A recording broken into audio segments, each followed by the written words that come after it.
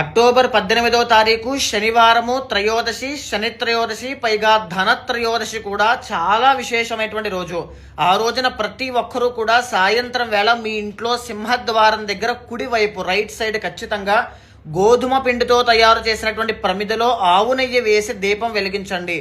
దీన్నే యమదీపము అంటారు. దీన్ని ఎవరైతే వెలిగించి అదే దీపాన్ని యమధర్మరాజుగా భావించి పూజిస్తారో ఇంట్లో మీ నాన్నగారికి కానీ, అమ్మగారికి కానీ, యజమానికి కానీ, కుటుంబ సభ్యులకి కానీ, మీకు కానీ ఆయుష్ దోషాలు ఏవైనా ఉంటే అవన్నీ తొలగించేస్తాను అని చెప్పి యమధర్మరాజే వరం ఇచ్చారు. కాబట్టి తప్పకుండా దీపాన్ని వెలిగించండి, ఆరాధన చేయండి.